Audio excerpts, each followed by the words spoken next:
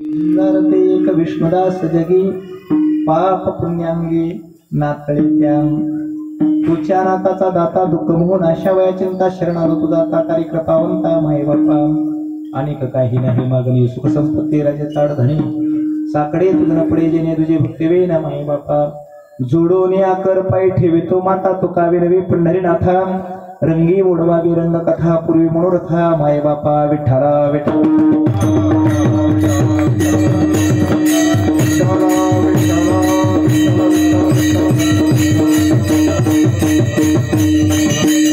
हरि ओम परमात्मा प्रेष भगवान श्री पंढरीरायाच्या सेवेसाठी निवडलेला भंग संत सम्राट विश्वंदी देहूचे सुप्रसिद्ध साधू संप्रदायाचा कलश मूर्तिमंत भक्ती ज्ञानाचा भंडार शुद्ध प्रेमाची जागा पांडुरंगरायाचा किंबहुना प्राण साधू सज्जन वृंदांचं हृदय श्रीमंत श्री तुकोबाराय यांचा चार चरणाचा अत्यंत महत्वाचा संतांची अंतरंग लक्षणं सांगणारा संतांची बहिरंग लक्षणं सांगणारा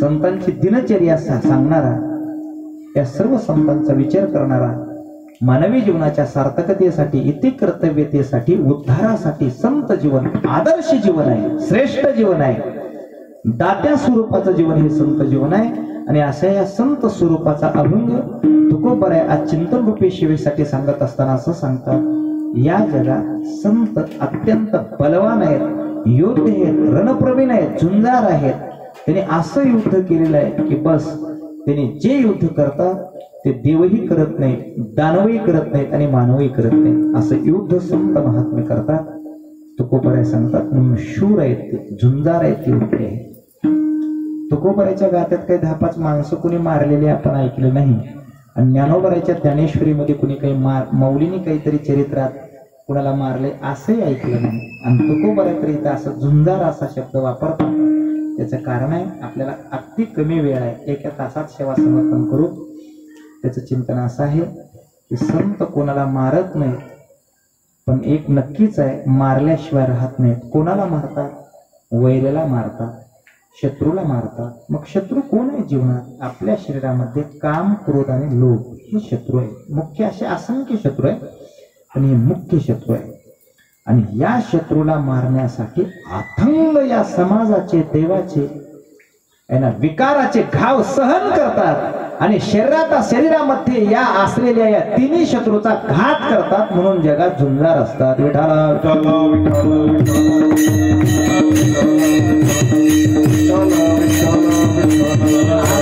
असे हे जगामध्ये झुंजार ते एक या विकाराला जिंकणारे असल्यामुळे झुंजार ते एक विष्णुदास जगी दुसरं कोणीच नाही फक्त संतच आहे प्रगती करतात म्हणजे आपल्या शरीरामध्ये या विकाराने केलेलं आक्रमण ताबा ते बाजूला काढतात म्हणून झुंजार आहे आणि अशा महात्म्याला एखादा माणूस पाप लावायला गेला तर त्याला पाप लागत नाही आणि पुण्य लावायला गेलं तर पुण्य सुद्धा त्याच्यापर्यंत पोहोच होत नाही अथंग असा पुण्याचा साठा संच असल्यामुळं पुण्याची गणना कोण करी असं पुण्य त्यांच्याकडे असल्यामुळं पुण्य कुणी देऊ शकत नाही आणि पाप कुणी लावू शकत नाही का सर्व कर्म जाळून भस्म केले ज्ञानाग्नी सर्व कर्मानी भस्मसात गुरुते तथा ज्ञानाग्नीने सर्व कर्म जाळून भस्म केले असल्यामुळं कर्म शिल्लक राहिलं नाही त्यांना पापही लावत नाही कोण संत ज्ञानोबाराय नामदेवराय तुकोबाराय निळोबाराय दादासाहेब काका महाराज सैना महाराज सावता महाराज संत जनाबाई संत बहिणाबाई संत मुक्ताबाई संत मीराबाई हे संत आहेत यांना कुणी पाप लावत नाही कुणी पुण्य लावत नाही पाप लागू निधी पाप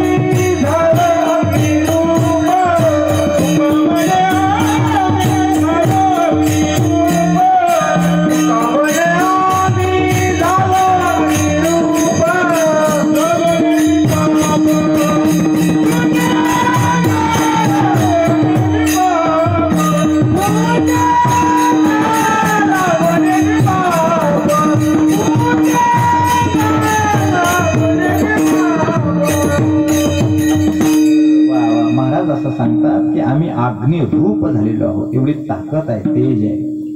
आणि म्हणून त्यांचं चिंतन करताना एक नाटाचा अभंगच आहे.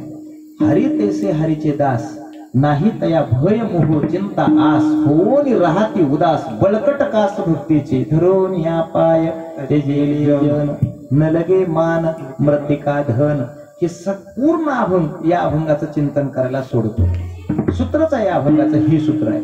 म्हणून नाही तया भय, जगातलं भीती अजिबात नाही. कशाच्या बळावर? आता भय नाही, ऐसे वाटे जीवा, घडली आ सेवा समर्थाची. समर्थ उदार परमात्म्याची सेवा घडली असल्यामुळे जीवनातली भीती नष्ट झालेली आहे. म्हणून नाही तया भय मोह चिंता आस, होऊन राहते उदास. कशाच्या बळावर उदास राहतात? तर बळकट कास भक्तीची आहे ना, धरून या पाय तेजेले जन, न लगे मान मृतिका धन आहे ना, कंठी नामामृत पान, न लगे आनायसे झाले. कंठात भगवंताचं नामस्मरण आहे आणि अन्न पाणी सुद्धा राहावं अथवा जावं याची काही कल्पनाच नाही. त्यानंतर सांगतात, अमृताचा निर्झरू प्रसवे जयाचा जठरू, तया शुद्धे करशेचा आड धरू, काहीच नाही तैसे हृदय प्रसन्न होय, तरी दुःख कैचे की आहे ते तापेसी बुद्धी राहे परमात्मा स्वरूपी. त्यांना ईश्वराच्या प्रेमाने अगदी मंत्रमुग्ध आहेत आणि म्हणून त्यांना पाप नाही पुण्य नाही, अग्निरूप अवस्था आहे. आता त्याच्या पलीकडे जर सांगायचं ठरलं तर या संसाराच्या या घरट्यामध्ये प्रवाहामध्ये सर्व समाज वाहतो, पण अशाही संसारामध्ये बांधून संत महात्मे या संसाराला नेतात. एक संसाराच्या आरी गेलेलं जीवन आणि संसार आर्यात ठेवलेलं दुसरं संतांचं जीवन. तुम्ही आम्ही नदीला पूर आल्याच्या नंतर पाणी वाहत आणि त्याला पूर येतो, आणि पूर आल्याच्या नंतर भरपूर पूर येतो, मग वसन येते तिकडून वाहत. मग वसन आल्याच्या नंतर वसन काही एका झाडाचं असतंय का? नाही. गोरी बाबळी हिकळी टाकळी कुणाचं एक वसन असतं. हे सगळं आलेलं वसन ठरवतं का? कोणत्या तरी भात खेळलाच निघावं, भातांगडीलाच निघावं, काही रमजनपूरलाच निघावं, खाली निघावं, असं काही ठरवतं का वसन? का तर त्याच्यावरचा ताबा संपलेला असतो आणि ते पाण्याच्या आर्यात असतं. तसं एक जीवन जसं वसन पाण्याच्या आर्यात आहे, तसं एक जीवन संसाराच्या आर्यात आहे. पण ह्या संत महात्म्यांचा जर इतिहास आधी वर्णन चरित्र सांगायचं ठरलं तर संसार तो तयाचा दास, मोक्ष तो पाहत असे आस, आणि वृद्धेश दे देश वाटा त्रास, न शिवते यास वैष्णवजन. हे संतांचं जीवन आहे. जन्म मृत्यू स्वप्नासारखे आपत्यान दिसे पारुखे, तुका म्हणे अखंडित सुखे, वाणी उदे मुखे प्रेमामृताची. हे संत जीवन आहे. तुकोबाराने छान सांगितलेलं आहे. पुढे तुकोबारा असं सांगतात की संत जीवनाचं अंतरंग लक्षण काय? गोविंदासनी गोविंद शेनी, गोविंद त्या मनी बैसलासे. इकडे माझ्याकडे लक्ष द्या. त्याचे संत बसल्याच्या नंतर आसन त्यांचं कोणतं आहे? चित्ताचे आसन. आणि त्या चित्ताच्या आसनावर गोविंद आसनी. आणि कुठं आहे आसन? ते चित्ताचं आसन कुठं आहे? हृदयाच्या ठिकाणी आहे. आणि ती चित्ताच्या आसनात भगवंताचं स्मरण कुठं आहे? तर परावाणी हा बिंबीच्या ठिकाणी परावाणी आहे. संतांचं मधी चिंतन चाललेलं आहे. परावाणीचा विषय स्वरूप स्थिती हीच कोणी तरुण स्त्री, तिच्याशी विलास करणाऱ्या श्रीगुरु तुम्हाला माझा नमस्कार असो. ज्ञानेश्वर महाराज 10व्या अध्यायातली पहिली ओवी सांगतात. नमो विशदबोध विदग्धा विद्यारविंद प्रबोधा पराप्रमय प्रमदा विलासिया. म्हणून त्या परावाणीच्या ठिकाणी भगवंताचं चिंतन चाललेलं आहे. गोविंदासनी गोविंद शयनी, झोपले तरी चिंतन चाललेलंच आहे. गोविंद त्या मनी बैसलासे. मनात गोविंद नाही, गोविंदच येऊन गोपाळ राहे तेथे ही त्याची अवस्था आहे. विठाला विठाला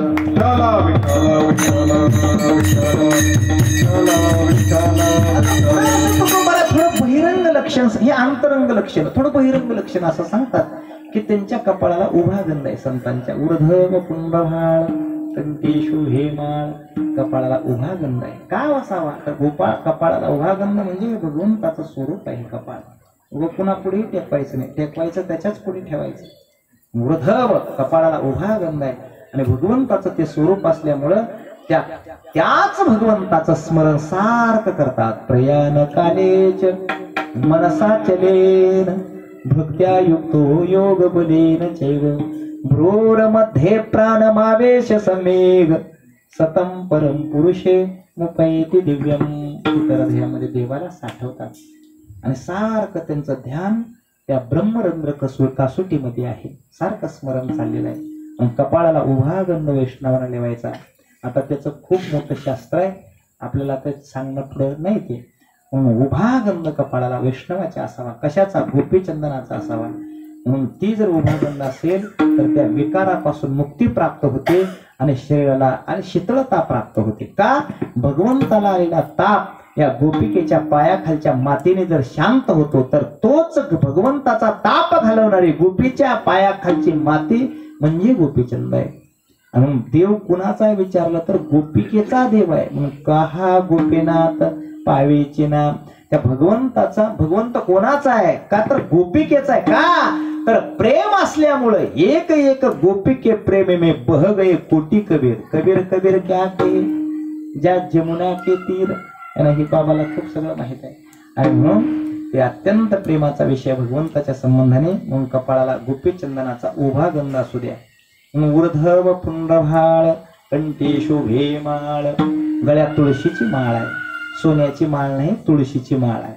म्हणून त्यागाचं लक्षण आहे, श्रेष्ठपणाचं लक्षण आहे, मुक्ताचं लक्षण आहे, पवित्रतेचं लक्षण आहे. गळ्यात तुळशीची माळ असली पाहिजे. आपणच जायचं, आपणच बसून करून घ्यायची माळ. कुणीतरी आणलाय, कसले तरी गळ्यात घातलाय असं नाही. म्हणून त्याचा खूप मोठा इतिहास आहे. आणि म्हणून ऊर्ध्व पुंड्र भाळ कंठी शोभे माळ. आणि परिणाम ताकद काय? तेज काय आहे? तर कापिजे कळीकाळ तया भिली. तशा वैष्णवाकडे जर बघितलं, हे बहिरंगादी अंतरंग लक्षण असलेल्या वैष्णवाकडे काळ पाहिल्याच्या नंतर काळ स्वतः चळ चळ चळ कापत असतो. देवाकडे जी श्रृंगार आहे ते श्रृंगार भक्ताकडे आहे. महाराज असं सांगतात, तुका म्हणे शंख चक्राचे शृंगार आणि नाम अमृतसार मुखा माझी गोविंदासनी गोविंद शयनी. आणि गोविंद त्या म्हणे बैसला से विठाला विठाला.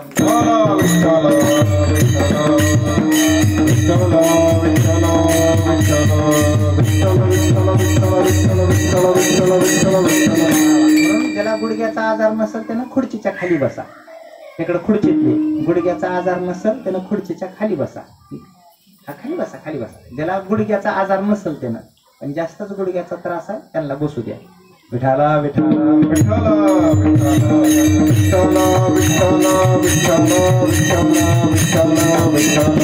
आजची ही चिंतन सेवा काय निमित्ताने माहित आहे, अखंड हरिनाम सप्ताहाचा दुसरा दिवस आहे. आणि त्यामध्ये दुसऱ्या दिवसाचं पुष्प कैवल्य साम्राज्य चक्रवर्ती विश्वमौली ज्ञानोबराच्या कृपाप्रसादाने माझ्याकडे आलेलं आहे.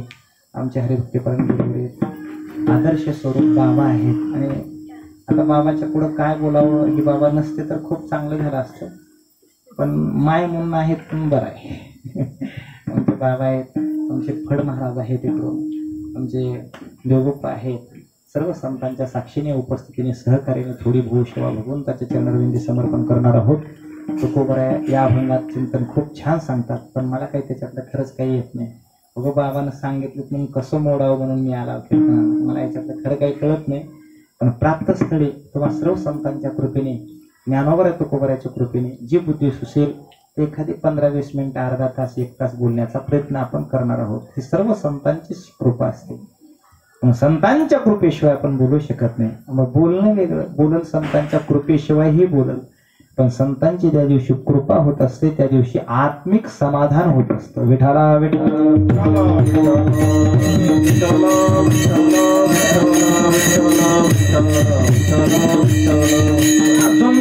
युद्ध त्याने आहे ना, त्याने आपल्या शरीरातले विकार त्याने नाहीसे केलेले आहेत. प्रगती प्रगती कशाला म्हणतात? आपल्या शरीरामधली विकार, वाईटाचा त्याग आणि उत्तमाचा स्वीकार ज्या दिवशी होतो ना त्या दिवशी प्रगती असते. 2 मजली इमारत बांधली, 3ऱ्याची वरीतच कट काढली, पुन्हा 4था बांधला, वरच पाहत राहत, वर वर पाहता पाहता वर गेला, ह्याला प्रगती म्हणत नाही.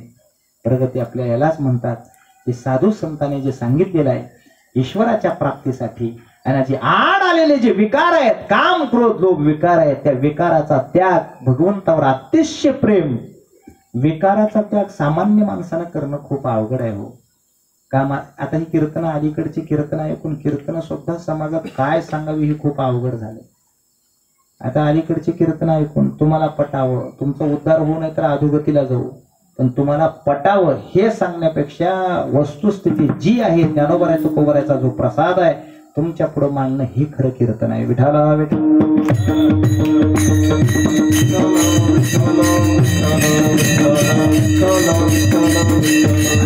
मी हसवणार नाही, बरं फसवणार नाही. माऊली तुकोबाराचा जे प्रसाद आहे ते तुमच्या पुढे ठेवणार. जीवनामध्ये प्रगती त्याला म्हणतात. काय प्रगती कशाला म्हणतात? पैसा, सत्ता, संपत्ती, ऐश्वर्य, धन फेल झालं म्हणजे लई प्रगती असं म्हणत नसतात. कशाला प्रगती म्हणत असतात? ते धन कमवत असताना आपल्याकडे खरं खरं धन नाही, पण खरं धन जर कमवायचं असलं, जास्तच धन जर कमवायचं असलं तर कमवताना 9 पाप करून कमवावं लागते. किती पाप करून कमवावं लागते? 9. आणि ते पापाचं धन घरात आलेलं सुखासुखी जात नाही, पुन्हा 6 पाप करून जाते. कमवताना 9 आहे का नाही? पे एकदा ताण लागले पे, आणि पुन्हा शांत बस, जोडफोड जरा असं थोडं, आणि तुझी कृपा होऊ दे माझ्यावर जरा. विठाला विठाला.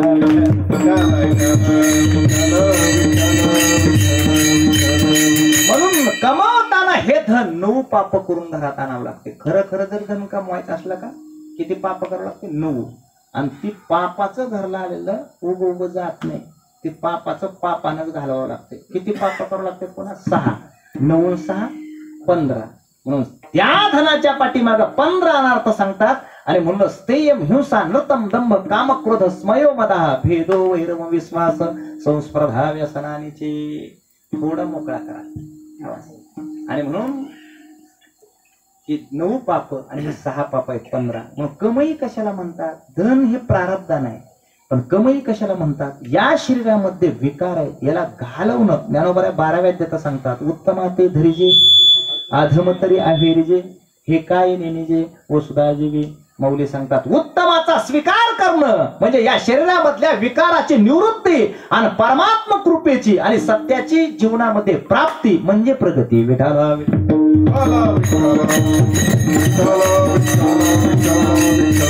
शास्त्रात 2 गोष्टी, एक श्रेयश आणि प्रियश. हिताचं नसतं ते जास्त प्रिय वाटतं, हिताचं नसतं ते प्रिय वाटतं, आणि जे हिताचं असतं ते अप्रिय वाटतं. हिताचं नसतं ते प्रिय म्हणजे प्रेयश, आणि श्रेयश जे खरं हिताचं असतं ते प्रिय नसतं, जड जातं. आता खरा परमार्थ सांगू द्या, कवा सोडीनं असं वाटतंय, त्याला कुणी आणलं होतं आहे का नाही, अजून हसवायचं नाही, कसं काय असलं, असं असतं का, म्हणजे असं सगळं.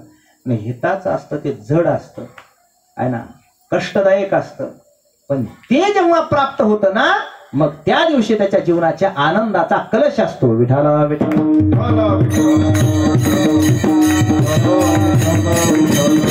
काय सांगावं परमात्म्यासाठी आणि या विषयावरती, या विकारावरती जय मिळवणारे महात्मे प्रभू रामचंद्र वनवासाला निघाले. तर रामायणाचार्य आमचे गुरुवारी बाबा आहेत, त्यांच्या पुढे मी काही सांगणार, पण सांगितल्याशिवाय राहीना. विठाला विठाला. झुंजार आहेत, युद्ध आहेत, कसं युद्ध केलं असेल बघा. असं कोण करू शकतं का? करत नाही. राम वनवासाला निघाले आणि प्रभू रामचंद्र वनवासाला निघाले असताना रामासोबत भगवती सीताई साहेब वनवासाला निघाले. सीताई साहेब निघाल्याच्या नंतर प्रभू सीतेला सांगतात, सीते माझ्यासोबत वनवासाला येऊ नको. सीता सांगते, स्वामी येणार म्हणजे येणार. अरे वनवास आहे, कुठं फिरायला जायचंय का? ते वनवास आहे, येऊ नको. येणार म्हणजे येणार, येऊ नको सीते. येणार म्हणजे येणार, येऊ नको. येणार म्हणजे येणार. प्रभू विचारतात सीतेला. प्रभूच्या मनात अशी कल्पना आली की आत्ताच लग्न झालेलं आहे आपलं, म्हणजे प्रभूचं लग्न झालं होतं त्याच टायमाला. प्रभू म्हणतात विषयावर मोहित होऊन आणि सीता आपल्यासोबत लग्न, आपल्यासोबत वनवासात येत असेल असं प्रभूच्या मनातली कल्पना. प्रभू विचारतात, आता उद्याच्याला झाडाच्या साली बांधायच्या सीते, वल्कलांबर आणि जटाधारी वल्कलांबर, सगळ्या वल्कलांबर म्हणजे झाडाच्या साली बांधायच्यात, वनवासाला जायचंय. आणि अशा वनवासामध्ये काय सुखाचा लेश मिळणार तुला, कशाला येणार? सीताई साहेब सांगतात, प्रभू ऐका, वाटेल ते कष्ट सहन करणार पण तुमच्या सोबत येणार. कारण काय? सीता मातोश्री सांगतात, प्रभू मी जेव्हा तुम्ही जेव्हा रामचंद्र प्रभू तुम्ही जेव्हा अयोध्येच्या गादीवर असाल तेव्हा तुमची सेवा नोकर चाकर करणार आणि त्या सेवेचा लाभ मला मिळणार नाही. पण तुम्ही वनवासात जाणार तेव्हा सर्व सेवेला मी पात्र होणार, एकटीच पात्र होणार, म्हणून तुमच्यासोबत सेवेसाठी वनवासाला येणार. प्रभूला बोलता येईना. सीतामाई सोबत निघतात, लखनजी जवळ येतात आणि लखनजी विचारतात, स्वामी कुठं? वनवासाला. कसं काय? कैकेयीचे 2 वर आहेत, निघालो वनवासाला. लखनजी सांगतात, दादा वनवासाला जाऊ नका, एकट्या कैकेयीला मारून टाकतो अशी तलवारच काढली. प्रभू रामचंद्र शांत करतात, नको लक्ष्मणा मारू नको, वडिलाचा वर आहे, वडील पितृवचन आहे, मारू नको. प्रभू वनवासाला निघतात, लक्ष्मणजीला शांत करतात. लक्ष्मणजी शांत होत नाही, दादा तुम्ही वनवासाला तर आम्ही सुद्धा तुमच्या सोबत वनवासाला. येऊ नको लक्ष्मणा, येणार म्हणजे येणार, येऊ नको, येणार म्हणजे येणार. यायचं असेल ना तुला तर एक काम कर, तुझ्या आईला विचारून ये. लक्ष्मणाच्या आईचं नाव आहे सुमित्रा माता. लखनजी वनवासाला आज्ञा मागण्याची आज्ञा मागतात आणि आईकडे जातात.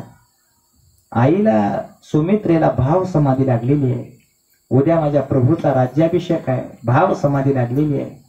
लखनजी पुढे जाऊन थांबतात तर ती समाधी अवस्थेत आहे. प्रभूचं स्मरण, अंतकरणात स्मरण, बाहेरही स्मरण चाललेलं आहे. लखनजी थोडा वेळ थांबतात, दादाला आज्ञा विचारून येतो म्हणून आलोय, आईला तरी समाधी लागलेली आहे, आई आपल्याला बोलत नाही. थोडा वेळ थांबतात आणि आपल्या आईच्या पुढे जाऊन असे टाळी वाजवतात. टाळी वाजवल्याबरोबर सुमित्रा माता डोळे उघडते तर पुढे लखनजी दिसतात. दिसल्याबरोबर लखनजीला विचारतात, लक्ष्मणा झाला का रामाचा राज्याभिषेक? आता राम वनवासाला चाललेला होता, सांगाव का अभिषेक झालाय म्हणून? आई ज्या प्रभूचा राज्याभिषेक म्हणतोयस ना, ती प्रभू माझा दादा वनवासाला चाललेला आहे. तिला मूर्छाच आली. पुन्हा मूर्छा सावध झाल्याच्या नंतर लक्ष्मणाला म्हणते, वाईट वार्ता सांगायला चालास का काय? आई वाईट वार्ता सांगायला आलो नाही, माझ्या दादासोबत वनवासाला निघालो, पण आईची आज्ञा आशीर्वाद घेण्यासाठी आलो. आई मला आशीर्वाद दे, आज्ञा दे. सुमित्रा माता आज्ञा देत नाही. सुमित्रा माता सांगते लखनजीला, लखनजी जायचं असेल ना, माझ्या 2 अटी तुला मान्य असतील तर जा. आई काय 2 अटी आहेत सांग? तर पहिली अट अशी सांगितली, लक्ष्मणा रामासोबत वनवासाला जायचंय ना, पहिली अट आहे, आजपासून 14 वर्षाचा काळ तुझा पिता राजा दशरथ नाही, तुझा पिता प्रभू रामचंद्र आहे. आणि प्रभूला पित्र समजून, वडील समजून 14 वर्षाचा काळ रामाची आज्ञा मान्य करायची असेल तर जा. आई म्हणून तरी चाललोय ना, दादाला पितृतुल्य समजून तरी चाललोय. दुसरी अट कोणती आहे? आजपासून 14 वर्षाचा काळ तुझी माता सुमित्रा नाही, तुझी माता सीता आहे. होय हे, अरे पुढचा एक हे आहे मला मान्य आहे, पण जाग्रते स्वप्न सुसुप्ती अवस्थेमध्ये सीता ही माताच आहे असा संकल्प तुझ्या जीवनामध्ये असेल तर जा. लखनजी खूप हुशार होते. लखनजीने आईला सांगितलं, आई मी जागृती अवस्थेमध्ये राहील तेव्हा सीता माताच असेल, पण स्वप्न जर पडलं, स्वप्नामध्ये काही स्वप्न दोष घडला, स्वप्नामध्ये काही वेगळा आला तर मी सांगू शकत नाही. म्हणून जागृती अवस्थेमध्ये सीता माताच आहे. स्वप्न पडल्याच्या नंतर मात्र काही सांगता येत नाही. बस खाली, तुझी स्वप्नावर गॅरंटी नाही, निघाला रामासोबत वनवासाला, बस खाली. लखनजी बसले का? नाहीत बसले. लखनजी सांगतात आईला, आई मला एक सांग, स्वप्न कशाने पडतंय? स्वप्न कशाने पडतंय? झोपेने पडते. बेटा झोप लागल्यास स्वप्न पडते. आई मग झोप कशाने लागते सांग मला? झोप कशाने लागते? जेवण केल्यासच लागते ना, जास्त जेवण केले की झोप लागते. जेवण. आई मग स्वप्नाला कारण झोप, झोपीला कारण जेवण, आणि त्या जेवणामुळे माझा दादा 14 वर्षाचा काळ अंतरात असेल तर आजच तुझ्या पुढे भीष्म प्रतिज्ञा आहे, आजपासून 14 वर्षाचा काळ अन्नाचा शेतही सेवन करणार नाही. निघालो रामासोबत. विठाला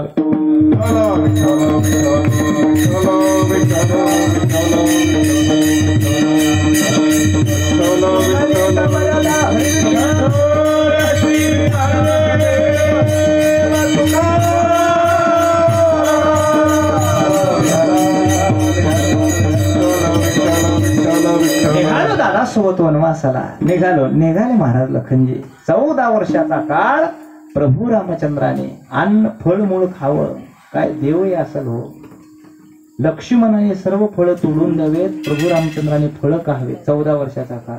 पण उगाच जड मनाला सांगू का तुम्हाला, ह्या देवासारखा कडू, त्या वनवासी देवासारखा. 14 वर्षाचा काळ ह्यानं फळं आणून द्यावेत ह्या भावानं, पण त्या भावाला मला फळं आणून दिलीस, तू खाल्लीस का म्हणून सुद्धा 14 वर्षाचा काळ विचारला. पण माझ्या भावानं मला फळं खाल्लीस का नाही, मीच आणून दिली फळं, पण खाल्लीस का नाही विचारलं नाही. त्याच्याविषयी अंतःकरणामध्ये कधी शंका निर्माण झाला नाही. म्हणून लक्ष्मणासारखा बहादर राम सुद्धा नाही. विठाला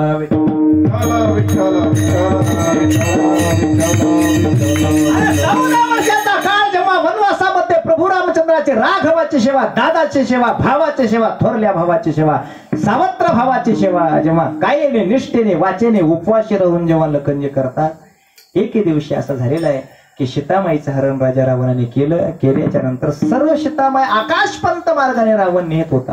सीतामाईने आपले सौभाग्याचे सर्व अलंकार काढले आणि त्या ऋषिमुख पर्वताच्या जवळ वानर आहेत त्या वानराच्या अंगावर टाकले. वानराने ते सर्व अलंकार धारण केलेले आहेत, ते घेतलेले आहेत आणि प्रभूची जेव्हा भेट झाली किष्किंधेवरती ते सर्व अलंकार प्रभूच्या पुढे नेऊन ठेवले. प्रभूच्या पुढे ठेवल्याच्या नंतर ते प्रभूने अलंकार घेतली आणि लखनजीच्या पुढे दिलेले आहेत. थोडा बारका आहे बघा बरं, दिले पुढे दिल्याच्या नंतर लक्ष्मणाला सांगितलं, लक्ष्मण हे कोणाचे अलंकार आहेत पहावं.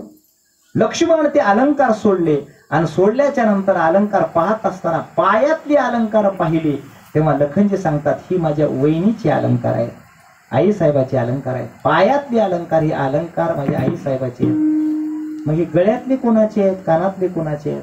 त्यावेळेस लक्ष्मणजी सांगतात दादाला, दादा एक लक्षात ठेवा, अरे पायातले अलंकार मला नक्की माहित आहेत, माझ्या वहिनीचे अलंकार आहेत, आई साहेबाचे अलंकार आहेत, पण गळ्यातले अलंकार कानातले अलंकार कोणाचे आहेत मला माहित नाही.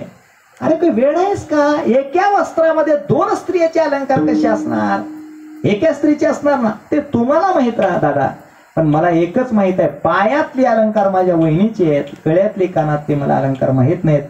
प्रभू रामचंद्र विचारतात, अरे का तेच आहेत ना, हे सीतेचेच अलंकार असतील ना, ते मला माहित नाही. कसं काय तुला माहित नाही, 14 वर्ष झालं आपण, 13.5 वर्ष झालं आपण अरण्यात आहोत, कसं काय माहित नाही.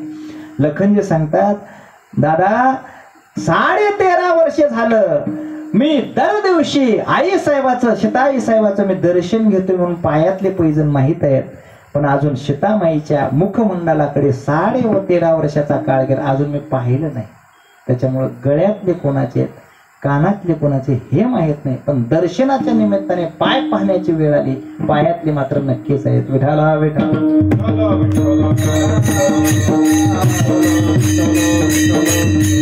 काय 72 वीर असेल हो. आता पुढे ऐका, त्या सीतामाईला एका दिवशी विपरीत बुद्धी सुचली. काय बुद्धी सुचली, अरे म्हणले मी पार्थांगणी आहे म्हणून मी रामासोबत आले, माझ्या स्वामी सोबत पती सोबत आले, पण सावत्र भाऊ काय यायची गरज आहे, असं मनात विचार आला. आणि मग मात्र विचार आला की काहीतरी कपट अंतःकरणामध्ये पाप असावं म्हणून आला असेल.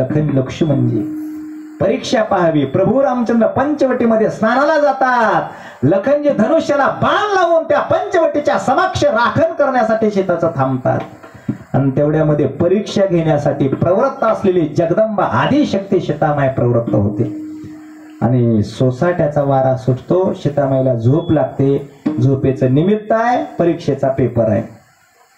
सोसाट्याचा वारा सुटतो आणि सीतामाईच्या अंगावरचं वस्त्र विवस्त्र होतं आणि तेवढ्यामध्ये लखनजी दारातच आहेत, प्रभूचं स्मरण चाललेलं आहे आणि अगदी सीतामाईचं रक्षण करत आहेत. सीतामाईच्या अंगावर वस्त्र नाही. तेवढ्यामध्ये प्रभू रामचंद्र येतात. पाहतात तर काय सीतेच्या अंगावर वस्त्र नाही, तेजपुंज सीता आहे, सूर्यचंद्राला लाजवेल असं तिचं स्वरूप आहे. आणि असा जेव्हा विचार करते तेव्हा परिणाम असा होतो, प्रभू रामचंद्र पहिल्यांदा लक्ष्मणाचं अंतःकरण पाहतात तर लक्ष्मणाला भाव समाधी लागलेली आहे. सीतामाईकडे पाहतात तर विवस्त्र आहे, उठवतात. सीते काय रे, तुमच्या भावाची परीक्षा घेण्यासाठी हा केलेला अट्टास आहे. माझा भाऊ पास झाला का? पास झाला, पण एक लक्षात ठेवा, या परीक्षेमध्ये पास होणारा इंद्र चंद्र कोणीच नाही. या परीक्षेमध्ये पास होणारा तुमचा भाऊच कसा काय बहादर आहे. अशी परस्त्री अत्यंत सौंदर्य संपन्न एकांतामध्ये असताना सुद्धा त्याच्या अंतःकरणाला तडा जात नाही. असा बहादर वीर कसा काय, कोणाच्या पोटी असा बहादर वीर जन्माला येतो. त्यावेळेस भगवान प्रभू रामचंद्र सांगतात, ऐक सीते, कोणाच्या पोटी असा बहादर वीर जन्माला येतो की ऐक, ज्याचा पिता महान भगवत भक्त आहे आणि ज्याची माता महान पातिव्रत आहे, त्याच्या पोटी अशा लक्ष्मणासारखा वीर इंद्रिय जित पुरुष जन्माला येतो. असा कुठंच जन्माला येत नाही. अशाही अवस्थेमध्ये भूमीची मार्दव सांगे रोपाची लवलव तैसे नाना चार गौरव सुकृणाचे. म्हणून जशी भूमी अत्यंत श्रेष्ठ आहे, पिकावरून ओळखावं तसं सुकुलीन कोण आहे, चांगल्या कुळामध्ये जन्माला आला, कोण कसा ओळखावा, त्याच्या आचरणावरून ओळखावं. विठाला विठा.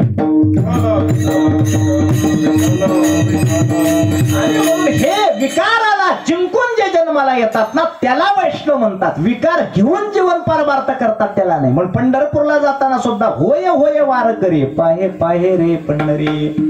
आणि ह्याला झुंजार म्हणतात, त्याला योद्धा म्हणतात. आणि असे युद्धे फक्त वैष्णवच आहे. तुकोबरा अभंगाच्या पहिल्या चरणात सांगतात. म्हणून त्याला झुंजार म्हणा. ही विकाराच्या आरी ज्याचं जीवन आहे त्याला झुंजार म्हणायचं नाही. पण विकार विषयची नोंदणी जन्मले, जे शुकाली कदा दुले, म्हणून त्याला झुंजार म्हणायचं. विकारापासून देव सुद्धा या विषयामध्ये, या विकारामध्ये एखाद्या वेळेस कामामध्ये, क्रोधामध्ये, लोभामध्ये देव अडकल, संत अडकत नाही. नाशे झुंजार एक युद्ध आहे जनामध्ये. म्हणून झुंजार ते एक विष्णुदास जगी, हे झुंजार आहे. आता पुढचा एक प्रश्न आहे, कुणी ऐका ना ऐका, मी सांगितल्याशिवाय राहणार नाही.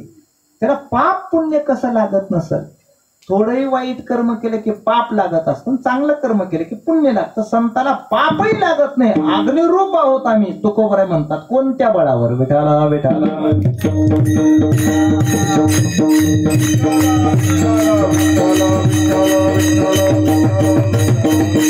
पाप आहे ना, कर्म आहे. कर्म कोणाला सोडत नाही. केले कर्म झाले त्याची भोग आले, उपजले मेले ऐसे किती. बर, पाप जर लागत नाही संताला, त्याचं जिवंत उदाहरण आहे. गोरवबा काकाने आपला मुलगा आपल्या पायाखाली रगडून मारला. पुण्य लागलं का पाप लागलं? आहे ना. आणि आपणही लेकरं मारतो, आहे की नाही? लहान लहान लेकरं आपण कंसच आहोत समजा, लहान लहान मुलं मारतो, गर्भातच मारतो. आपल्याला पुण्य लागतं का? आपल्याला पाप लागतं. आणि तो गोरोबा काकाने आपला मुलगा पायाखाली रगडून मारला, त्याची समाजवारी करते. विठाला विठाला.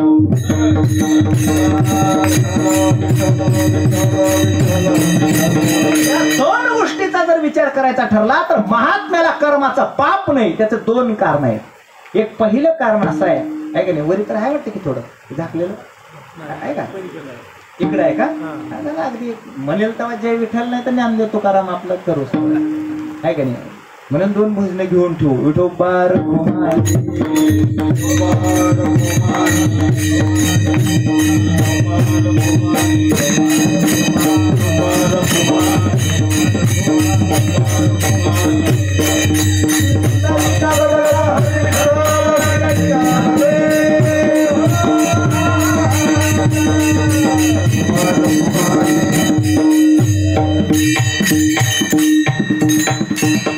आता ज्ञान माऊलीचं भजन ज्ञानदेव तुकाराम एकदाच करायचं, करता येते आपल्याला, थोडं हलकं झालं, आहे का नाही? आता दोन कारण, त्याचे थोडक्यात दोन कारण सांगतो. कोणाला पाप पुण्य लागत नाही आणि आपल्याला पाप पुण्य का लागते, महात्म्याला का लागत नाही, त्याचा एक विचार आहे थोडा. आणि ते माऊलीचं चिंतन असं आहे. 3ऱ्या अध्यायामध्ये चिंतन आलेलं आहे. आणि दुसरं चिंतन आलेलं आहे ज्ञानेश्वरीच्या 13व्या अध्यायामध्ये सत्पुरुषाची 18 लक्षणं सांगितलेली आहेत. 13व्या अध्यायामध्ये आहे ना, आमानित्वम या श्लोकापासून 5 श्लोक ज्ञानी पुरुषाची 18 लक्षणं सांगितलेली आहेत. म्हणजे साधूची 18 लक्षणं सांगितली. त्याच्यात इतका सूक्ष्म बारकाव आहे. एकच लक्षण वाटतंय पण त्याच्यात प्रकार 18 आहेत. आणि 18 प्रकारात असंख्य ओव्या, माऊलीने जवळजवळ 400-500 ओव्या त्या सत्पुरुषाच्या वर्णनावरती घातलेल्या आहेत. पहिलं लक्षण सांगेल आता. पहिलं आमानित्वम आदंभित्वा, पण त्याच्यातलं चिंतन दुसरं असं आहे की 3ऱ्या अध्यायामध्ये पाप पुण्य कुणाला लागत नाही. ज्ञानेश्वर महाराज सांगतात, ज्या माणसाचा निष्काम कर्मयोग आहे त्याला पाप लागत नाही. आणि दुसरी एक अट आहे, ज्याचा निराभिमान कर्मयोग आहे त्याला पाप लागत नाही.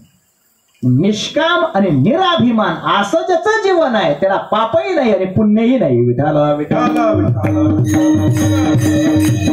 ज्याला पाप नाही आणि ज्याला पुण्य नाही त्याला जन्मही नाही आणि मरणही नाही. म्हणून जन्म मरण त्याच्या ताब्यात आहे त्या संतांच्या. आणि ज्ञानेश्वर महाराज असं सांगतात, जया बुद्धियुक्ता झालिया पारता कर्मबंधू सर्वता बाधून पवे. माऊली सांगतात, एखादा वीर आहे युद्धाला निघालाय, जाताना लोखंडाचा चिलखत घातलाय आणि लढाईला निघालाय. हजारो घाव जरी त्याला लागले तरी तो जैतेची उरी अचुंबिता युद्ध करून विजयाला पात्र होतो. जैसे वज्र कैवत लिहिजे मग शस्त्राचा वर्षाव साहिजे, परी जैतेची उरी जे अचुंबिता. म्हणून त्या माणसाला पाप लागत नाही. आता पुढची ओवी आहे का, अर्जुना ते पुण्यवशे जरी अल्पचिरधई बुद्धी प्रकाशे तरी आशेष ही नाशे संसार भय तैसा ईश्वरा वाचून काही अनेक जिया लानी नाही ते एकची बुद्धी पाहे अर्जुना जगे तेतन संचरे पुण्य पाप। आता आपला आहे ना इथं अभंगामध्ये असं आलेलं आहे की त्यांना पापही लागत नाही आणि पुण्यही लागत नाही, झुंजार ते एक विष्णुदास जगे पाप पुण्य अंगी नातळे त्या तेतन संचरे पुण्य पाप ते सूक्ष्माती निष्कंप गुणत्रयादी लेप मिलगती जे त्याला 3 गुणाचा बी लेप लागत नाही, सत्व गुणाचा लेप लागत नाही, रजगुणाचा लागत नाही, तम गुणाचा लागत नाही त्याला। आणि तिथं गुणत्रय अर्जुना ते पुण्यवशे तेच खरं पुण्य आहे, म्हणजे निष्काम कर्मयोग आहे विठाला विठाला। दुसरा आहे हा तिसऱ्या अध्याय चिंतन आले त्या माणसाला पुण्यही लागत नाही पाप लागत नाही, त्याच्या मग जन्म मरण स्वइच्छा प्रारब्ध त्याचं तयार होतं। आणि 13व्या अध्यायात असं सांगितलंय की बाबा अमानित्व आधंबित्व निराभिमानपणा कशाला म्हणतात, तर भगवान अर्जुनाला सांगतात तरी आधंबित्व ऐसे जे लोभी याचे मन जैसे जीवो जावो परिणमसे ठेविला ठावो। एखादा लोभी माणूस असेल प्राण सोडील, निराभिमानतेचं लक्षण सांगितलंय। लोभी माणूस प्राण सोडील पण आपला धनाचा ठेवा सांगत नाही, तसं सत्पुरुष आपण कमवलेलं पुण्य जगाच्या पुढे प्रदर्शन करत नाही विठाला विठाला।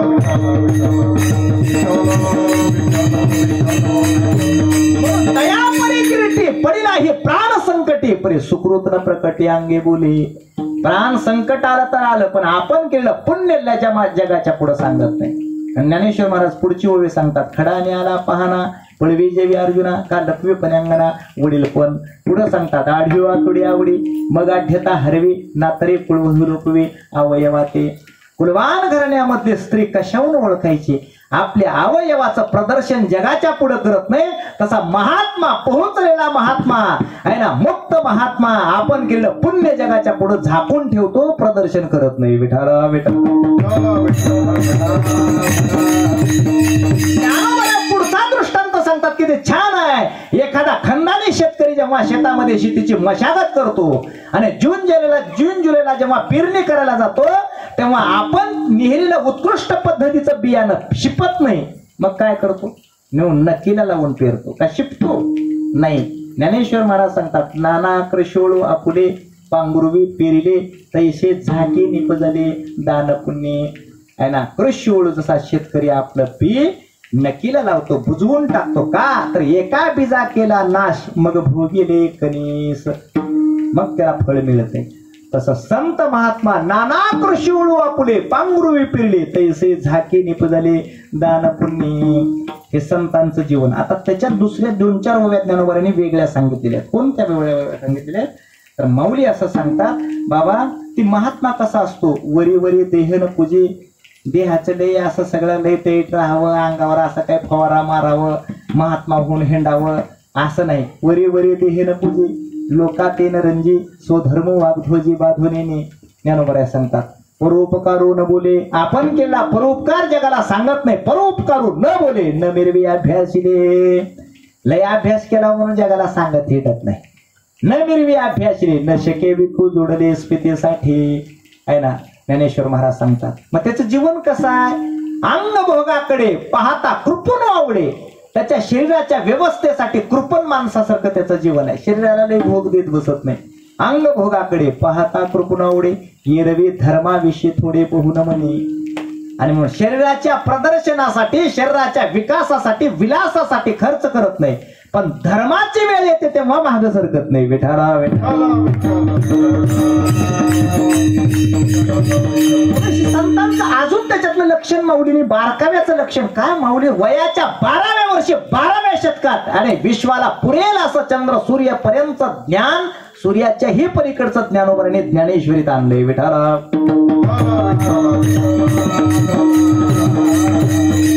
माऊली सांगतात त्याच्या घरला गेल्यास महात्मा कसा दिसतो, महात्म्याच्या घरला गेल्यास कसा दिसतो ही सुद्धा माऊलीने सूक्ष्म एक ओवीत असे पैलू पाडलेत माऊलीने। घरी दिसे साकड त्याच्या घरी गेलं तर संकटच आले का काय, खायला त्याच्या घरी शिजते का नाही असं वाटते। आता आपल्या महाराजाच्या घरी जर गेलं पुण्या तर 2-3 मजली इमारत आहे, 4 व्हीलर दारात आहे, तसं नाही। त्याच्या घरला गेल्यास महात्मा कसा दिसतोय, घरी दिसे साकड देहीची आहे ती रोड, देह असा क्रश दिसतोय आणि घरी काय आता ह्याची चूल पेटते का नाही असा महात्मा दिसतोय. ज्ञानोबाने त्याचं वर्णन केलंय. आणि आमचं त्याचं कुठं बसवावं की कळच ना. घरी दिसे साकड, देहीची आहे ती रोड. मग ह्याच्या घरी जर एवढी साकड आहे, ही कुणाला उपकार करेल का? अरे बाबा, त्याच्या अंगात अशी ताकद आहे, दाणे जया होड सुरतृची. त्याच्या अंगात अशी ताकद आहे, अरे या संताचे देणे कल्पतरुणी तुने परिसा परिसाधान देणे चिंतामणी ठेंगनाम.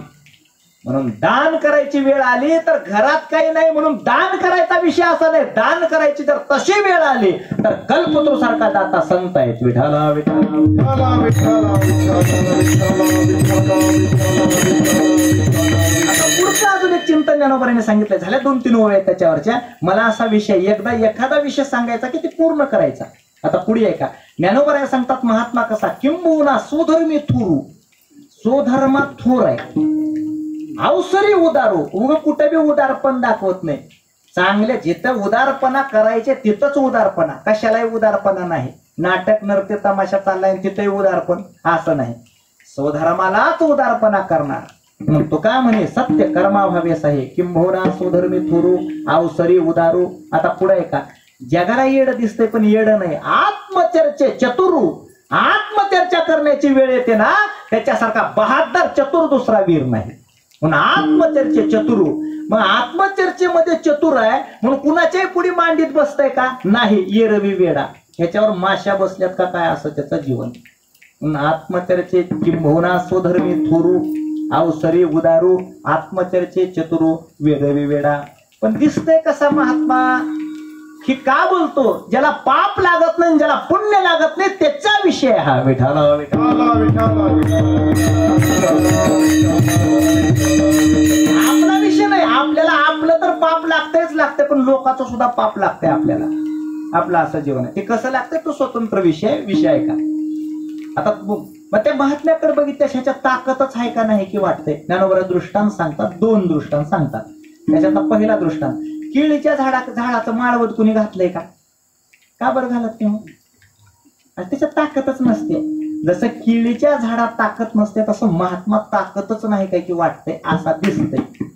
पण केळीच्या झाडात ताकद नाही पण त्याची ताकद बघायचं झालं तर त्याला जेव्हा केळीचा घड येतो आणि ती शेजेला जेव्हा लावली जाते तेव्हा परिपक्व केळी खातो त्यावेळेस त्याची ताकद कळते. केळीचे दळवाडे हळू पोकळ आवडे पण फळून या गाडे रसाळ जैसे. ज्ञानोबा सांगतात. पुन्हा ती जेव्हा फळाला येत आहे तेव्हा त्याचा रसाळपणा दिसतंय. तसाच महात्मा टायमाला श्रेष्ठ आहे का कनिष्ठ आहे टायमाला कळते आहे ना महात्मा. आता त्याच्या पुढचा दृष्टांत सांगतो. ती दृष्टांत ही आताची वेळ एकच आहे. ती दृष्टांत सांगता आहे का पाऊस वरच्या आकाशात बघितलं तर मग ढग जर आले तर असं वाटतंय हे वाऱ्यानं जाईल का काय की ह्याच्यात काय कळाय वाटतंय. पण मन लावून जर रट्टे दिलं का असं वरून वाटतंय हे काय कीर्तनाला काय करणार आहे वाऱ्यानं जाईल कसलं वारं सुटलंय. पण ठ्याके जर दिलं तर अन्न वस्त्र निवारा देईल ह्याच्यात काय नवलाय. नदी भरील ह्याच्यात काय नवलाय. समुद्रापासून प्रवाह करील. ह्या इस्त्या फिरत्या ढग एवढी याची ताकद आहे. ज्ञानेश्वर महाराज सांगतात का मेघाची अंग झील दिशे जैसे वारून जाईल परी वर्षते नवल घनवटजे. पण वर्षाव करायचं जर ठरलं तर सर्व तृप्त करील. तसंच आहे संत महात्मा जिवंत आहे का मेलाय का करतोय का जगतोय का मरतोय असं दिसल. पण जर वेळ जर आली तर ह्या जगाला कृतार्थ करून टाकेल अशी ताकद त्याच्यात आहे. विठाला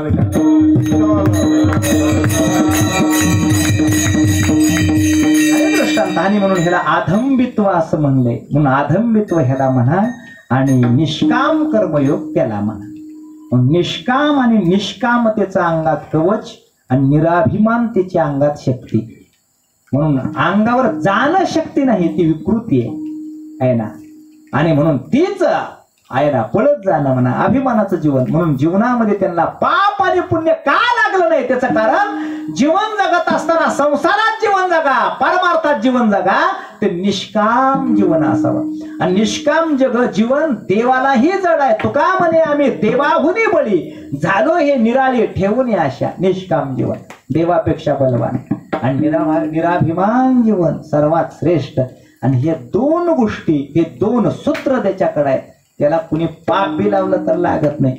जगाच्या विश्वाच्या पाप पुण्याच्या कर्माच्या सूत्राच्या जाळ्यातच ती सापडत नाही. आणि म्हणून जगात राहून जगाच्या वेगळं जीवन संतांचं जीवन आहे.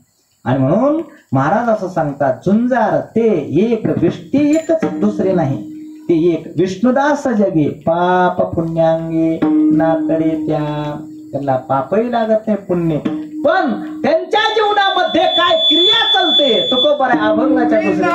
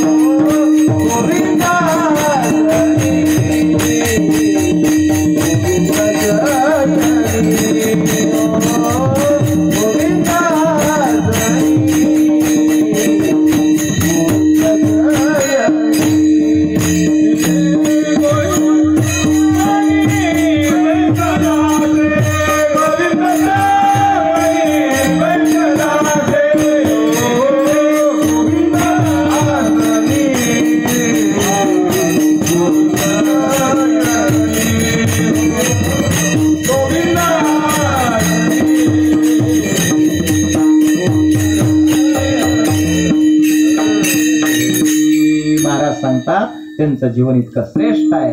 आणि म्हणून गोविंद आसनात बसलं तरी चिंतन. आपल्यासारखं लोकांचं बोलत बसत नाहीत. का बरोबर लय वट्ट्यावर बसल्याला दिसलं नाही, तिकडून ते आमचे दादा येतात, त्यांना गावातलं सगळ्याच माहित आहे, लोकांचं बोलतात, समाधान वाटतंय. इतकं करमत आहे कडू. ती काही गरुड पुराण आहे का? नरकाला जायचं पुराण आहे?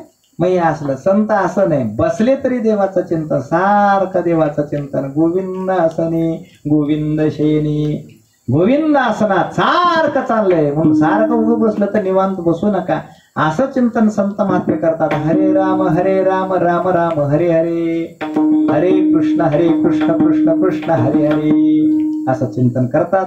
हे 16 अक्षरी जप आहे. परावरीनं 13 वर्ष 13 कोटी समर्थ रामदास स्वामी 13 कोटी 13 वर्षात जप केला आणि प्रत्यक्षात प्रभू रामचंद्राची भेट घेतली. विठाला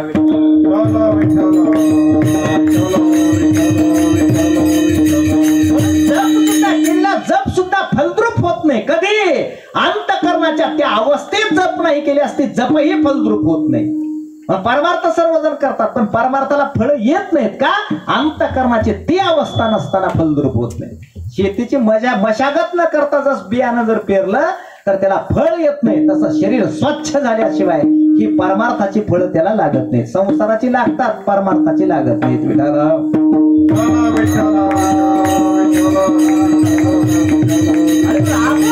अंतःकरण स्वच्छ आणि पुन्हा तिथून केलेला परमार्थ खूप चांगला आहे. ज्ञानेश्वर महाराज हे सर्व संतांचं हे चिंतन आहे. मी काही ते चिंतन मांडत बसत नाही आता. गोविंद आसने गोविंद शयनी, झोपलं तरी देवच त्याच्या जवळ आहे. आणि गोविंद त्या म्हणे बैसला असे, मनातच गोविंद आहे. जागृती स्वप्न सुसुप्ती आहे ना, ह्याच्याही पलीकड जागृती स्वप्न आणि सुसुप्ती त्याच्याही पलीकड भगवंताच्या नामाची ताकद आहे. उन्मनी अवस्थेत सुद्धा हेच चाललंय. उन्मनी अवस्था 3 अवस्थेला सोडून पलीकडची आहे. जागृती स्वप्न सुसुप्ती उन्मनी, आणि त्याच्या पलीकडची एक अवस्था आहे, त्याला तुरीय अवस्था म्हणतात. म्हणून उन्मनी अवस्था मिळवण्यासाठी सुद्धा शुद्ध अंतःकरणाने नामस्मरण केलं की ती उन्मनी अवस्था प्राप्त होते. रामकृष्ण नामे उन्मनी साधने, रामकृष्ण नामे उन्मनी साधने, रामकृष्ण नामे उन्मनी साधने, रामकृष्ण नामे उन्मनी साधने, और यासी लाडोली सफल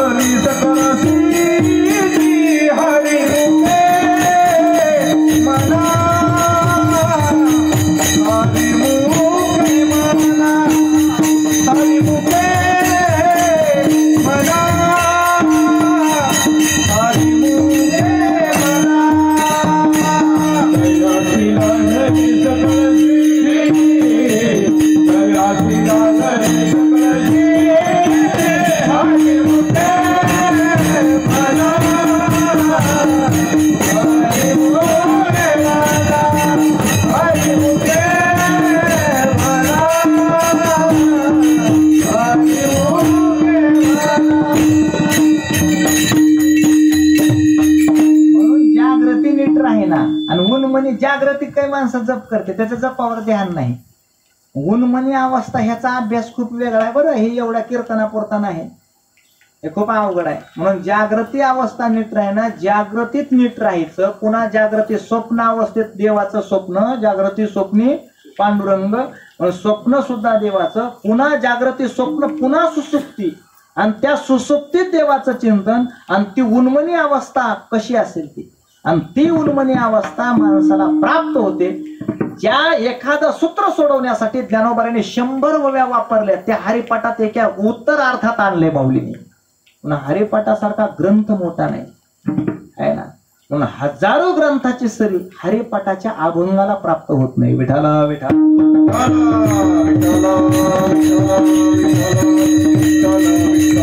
सोपं सांगितलंय. आता ह्याचाही अभ्यासावर सोपं सांगितलंय की रामकृष्ण नामी उन्मनी साधली. उन्मनी अवस्था काय असेल आणि ती साधली, आणि तयाशी लाधली सकळ सिद्धी. दुसरी या एक्याच चरणावर जीवन घालवावं, एक्याच सगळं नाही. म्हणून लई पाटा नसावा, आहे की नाही, लई पाठ नसावं, हे आहे ते नीट असावं. विठाला विठाला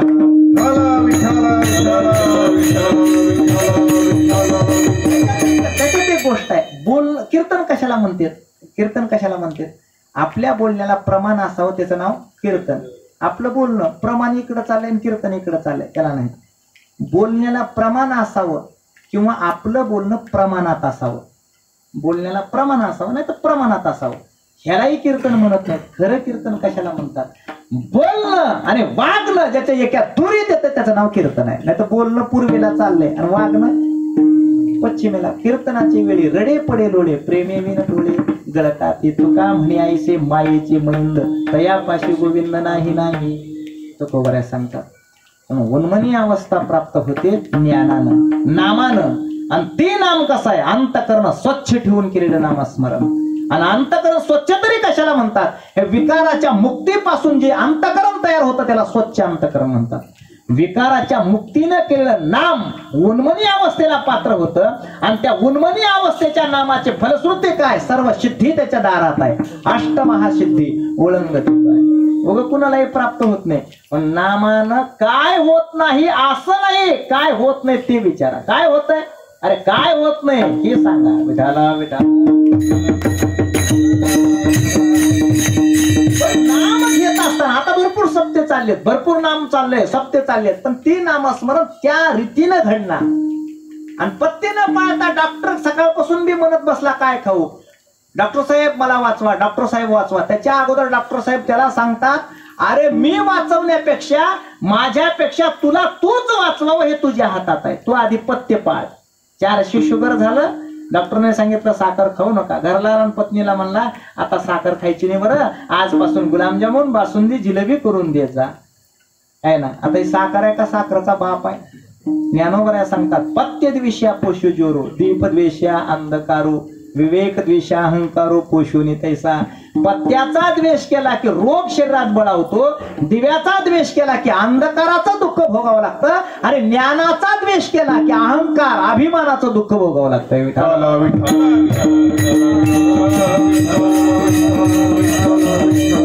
म्हणून नामस्मरण करत असताना असं केलं पाहिजे, करूच नका. हे काही फलच देत ना, आता नामस्मरण फल देत आहे का. पहिल्याच्या काळामध्ये जे भजन कीर्तन सप्ते थोडे होते, पण फलश्रुती त्यांना वागावं कसं माहित होतं, आहे ना. भावासोबत कसं राहावं, बहिणीसोबत कसं राहावं, आईसोबत कसं राहावं, वडिलासोबत कसं राहावं हे माहित होतं त्यांना. आता कीर्तन सांगूनही सांगणाऱ्यालाही त्याचा काही उपयोग होत नसेल, तर मग कीर्तनाचाही त्याला काही फायदा परिणाम का होत नसेल. परमार्थाची फलश्रुती आचरणावर आधारित आहे. परमार्थाचा सर्व डोलारा त्याच्या वागण्यावर आधारित आहे. वागणं जेव्हा बिघडतं तेव्हा परमार्थ त्याला काहीच करत नाही.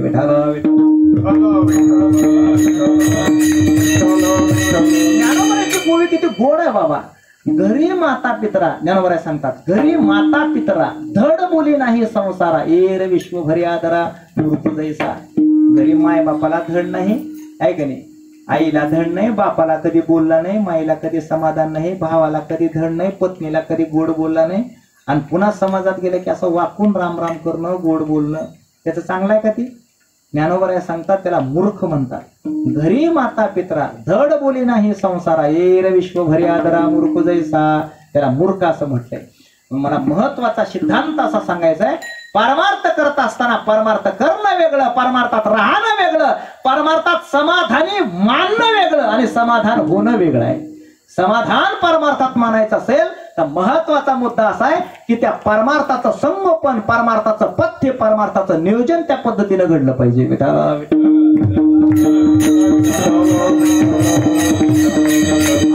गुणवानी अवस्था प्राप्त करून घेऊन त्या नामाची फलश्रुती भोगायची असेल तर अंतःकरण स्वच्छ संत महात्म्याने केलेलं आहे. आणि एवढंही तिला एवढंही त्याच्यामध्ये काही कसर जमत नाही. झालं एक लास्ट दृष्टांत सांगतो आणि शेवेला पूर्ण विराम देतो आहे ना. म्हणून ह्याच्यामध्ये साधून काहीच करायचं नाही, फक्त अंतःकरण स्वच्छच आहे, निर्मळ ठेवायचं. विठाला खरं सांगू का, खरं आता ते साधून काही लई मठ बांधावं, काही तट बांधावं, कुठं काही दिंडी काढावी, कुठं काही करावं, ही साधूची गरज नाही. साधूने हे करण्याची गरज नाही. पसारा आहे ना, साधूने एवढा मोठा बंद बांधला. अरे बाबा, घरचा पसारा बंद केलास, घरचा संसार संपवला आणि तिथला त्याच्यापेक्षा मोठा वाढवलास, काय उपयोग आहे? साधून काही करण्याची गरज नाही. साधून एक करावं, न करावं हे साधून काही करावं, साधून काहीच न करावं हे साधून करावं. विठाला विठाला.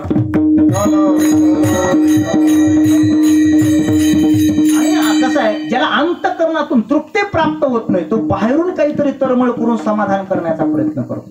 ज्याला आतून समाधान आहे त्याला बाहेरून काही करण्याची गरज नाही. आणि जो आतून समाधान आहे त्याला बाहेरची तिडक, बाहेरची संकट, बाहेरचा आग्ने, बाहेरचं जे काही दुःख आहे त्याला काही करत नाही. ज्ञानोबा 6व्या अध्यायाचा शेवट गोड करत असताना सांगतात की मेरूपासून थोरे देहे दुःखीचे डोंगरे आहे ना, मेरूपासून थोरे देहे दुःखीचे डोंगरे आहे ना. वा वा, शबाश शबाश, आज माझ्या कामाला आलो बघा. दाटी जो पाप परिभरे चित्त न दाटी आहे ना. मेरू पर्वतापेक्षा जास्त दुःख जरी असलं तर साधूला काहीच करत नाही. का तर चित्त आत्मसुखी पहुडलिया चेवोचे नाही. विठाला विठ्ठल.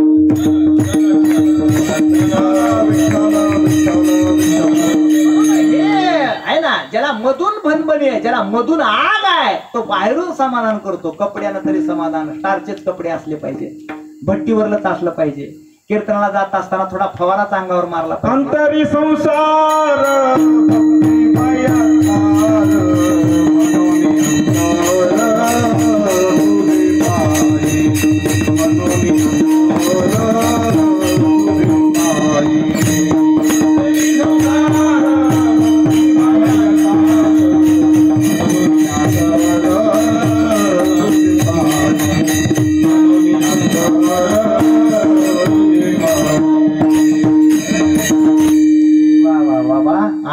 संसार आणि भक्ती बाह्यात्कार. मध्ये संसार दडलाय सगळा, मधून हेंडगा पेटलाय सगळा. कशाचा?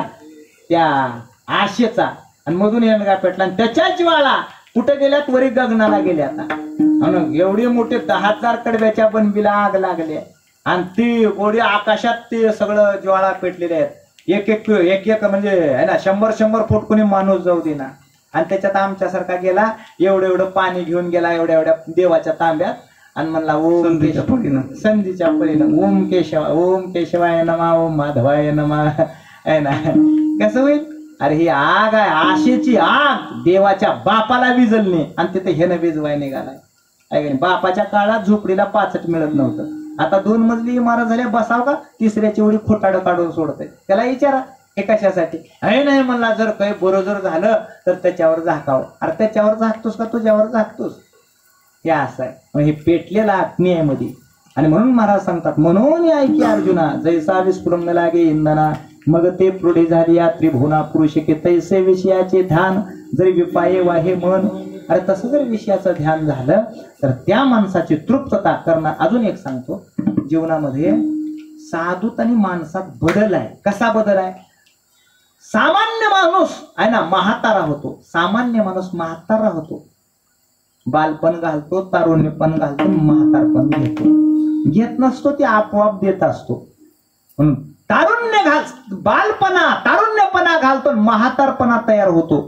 तरी पण माणूस म्हातारा होतो पण त्याची वासना तरुण राहते. सामान्याचा जीव म्हातारा व्हायचं तरी आशा जात नाही. आता 4-2 दिवसावर जीवन मरण टेकलंय तरी आशा जात नाही. डोसकं पांढरं झालं, दाडा गेल्या निघून, आहे का नाही. अंग जर्जर, अंगम गलितम पलितम पुण्यम दशन विहेनम जातुम तुंडम, हे सर्व विपरीत कळा गेले. पण तरी पण वासना तरुण आहे. सामान्य माणूस म्हातारा होतो, जर्जर होतो, वासना तरुण राहते. महात्म्याचा जर विषय सांगायचा ठरला तर महात्मा तारुण्यात येतो आणि वासना मात्र म्हातारी होते. विठाला विठाला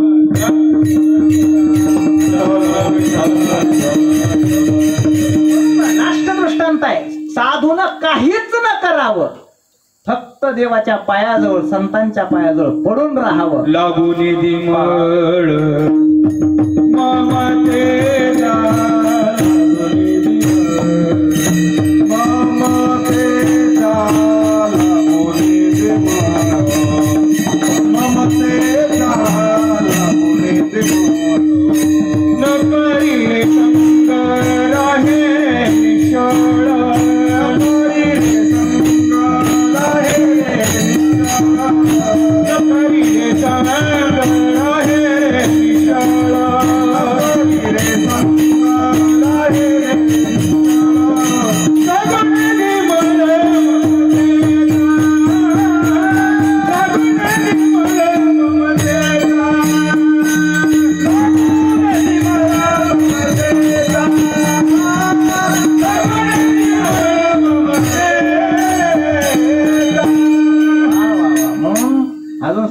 आपण संसार करून तर वाटलं होणारच आहे. काळ्या दगडावरची रेग आहे. संसार केला लय काही चांगलं झालं असं काय, आज ना उद्या जळावं लागणार, मरावं लागणार, सगळं होणार आहे. संसाराची प्रगतीच काय, स्मशानभूमी ही प्रगती आहे. संसार करून वाटलं होणार आहे, परमार्थ करून वाटलं न व्हावं ह्याची दक्षता राहावं. सांसारिक लोकांचं वाटलं होणार झालेलंच आहे, आपण वाटलंच होणार आहे, पण परमार्थ करून वाया न जावं आहे ना. म्हणून तुकोबराय म्हणले करू हे निर्मळ हरिकथा, येणे बोधे आम्ही असो सर्व काळ, करू हे निर्मळ हरिकथा निर्मळ. म्हणून परमार्थ कसा करावा आहे ना. अफजल खान, छत्रपती शिवरायांनी अफजल खान फाडला, त्याचं नियोजन 6 महिन्यांना आधी चाललं होतं, कसा फाडायचं त्याचं नियोजन चाललं होतं. मग देवाला शरणागती काय आहे ना, आणि पुन्हा युक्ती काय, ह्याच सगळं नियोजन. तसं हे ईश्वर प्राप्तीच्या परमार्थाचं नियोजन, ह्या केलेला परमार्थ आपल्या पदरी पडावा याचं सुद्धा नियोजन असावं. कसा करावा याचं नियोजन पुन्हा करावं. उगं उठावं नेट परमार्थाला, भजनात कीर्तनात बसावं, परमार्थ घडला म्हणावं, कीर्तन करावं, परमार्थ घडला म्हणावं, वारीला पळत जावं, परमार्थ ह्याच्यात नाही. त्याचं नियोजन असं आणि पुन्हा परमार्थ. विठाला विठाला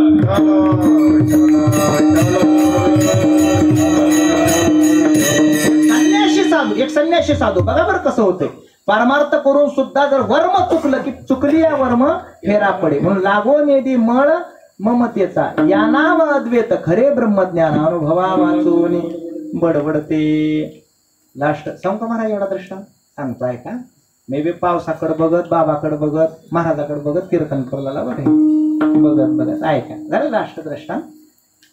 एक संन्याशी साधू निघालेला आहे. संन्याशी लंगुटीवर राहणारा साधू, फक्त लंगुटी आहे ना आणि काय जवळ नाही, बस मिळेल ते खावं.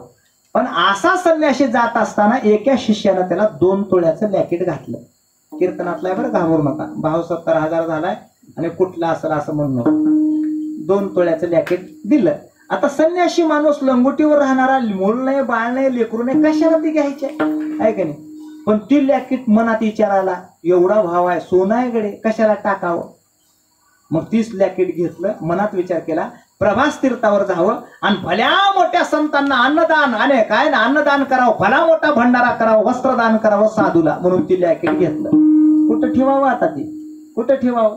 उघडा संन्याशी कुठं ठेवावं. त्याने एक काम केलं की विळूची काठी घेतली, सुंदर अशी मोठी विळूची काठी केली, मधून भुरळली आणि त्या काठीला असं चुडेदार असं टोपण केलं आणि ती लॅकेट मध्ये टाकलं. पुढे गेल्याच्या नंतर शिष्यानं 1 तोळा अंगठी घातली, त्यानं त्याच्यात टाकलं. असं ती काठी भरीतच निघाला. कोण? संन्याशी. त्याच्यात एक गोष्ट आहे बरं, माणूस एवढं विष पचवलं की लिटरवर पचवते पुन्हा. पण पहिल्या सुरू पचवाय शिकावं लागतंय. वंगळ एवढं एवढं एकदा जर निंदा केलेली कुणी ऐकली कानावर की तसंच पुन्हा ऐकित राहते. पण ऐकल्याबरोबर ऐक अरे न ऐकण येते कानाची वाळी न पाहणे ते दिठेची गाळी आवाच्या ते टाळी जिभची गाम. मग ते ऐकल्याबरोबर तिडक जर तयार झाली तर मग ती तयार होते चांगलं. नाहीतर मग थोडं थोडं ह्यानं काय होतंय त्यानं काय होतंय त्यानं काय होतंय त्यानं काय होतंय वाया जाते. काय होतंय विठाला विठाला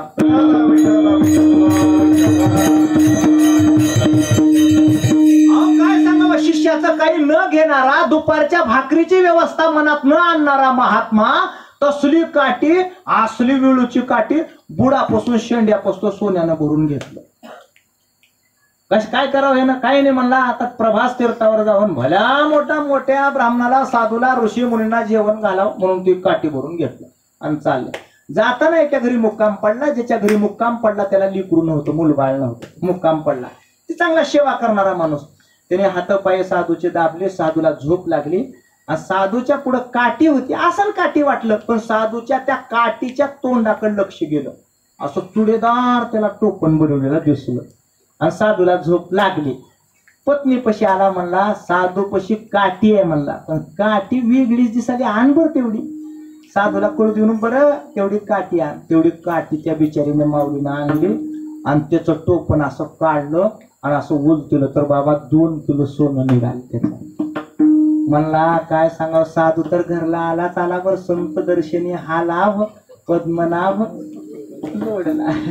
काय साधूमुळे चांगलं झालं रे बाबा असं म्हणला आणि तेवढं काढून घेतलं. साधूला झोप लागल्या तेवढ्याच वजनाची मातीमध्ये भरली आणि तसंच चुडेदार टोपण लावलं. साधूच्या पुढे लेकरासारखं नेऊन हळू ठेवलं. अरे सगळे सर्वस्वाचा त्याग केलं आणि एवढ्या सोन्याच्या महाग लागले आहे ना. आणि मग ठेवलं. सकाळी उठला साधू ते सर्व काठी घेतला. मुक्काम दर मुक्काम करत प्रभास तीर्थावर आला आणि सर्व ब्राह्मणांना ऋषीमुनींना सर्वांना आमंत्रित केलं. या भोंड भंडारा आहे सर्व काही मोठं कार्यक्रम केला. सर्वांना निमंत्रित केलं आणि केल्याच्या नंतर त्याने सांगितलं आता ह्याचे पैसे खर्च काही नाही म्हणले सगळ्याला एकदाच पैसे देणार मी खर्च देणार ह्याचा. मोठा भंडारा झाला आणि जेव्हा ही सर्व देण्याची वेळ आली तेव्हा सर्व समाज बाजूला थांबला आणि मग ही साधू सर्व करत होता कशाच्या जीवावर काठीच्या जीवावर. कशाच्या जीवावर काठीच्या जीवावर करताना काठीत काय होती माती आहे की नाही माती होती. आणि सर्वांच्या समोर आता सर्वांना आनंदानं देव मी का गरीब आहो का असं वाटलं. तू पहिलं श्रीमंत होतास पण धक्का लावलास त्या दिवशीपासून गरीब झाला.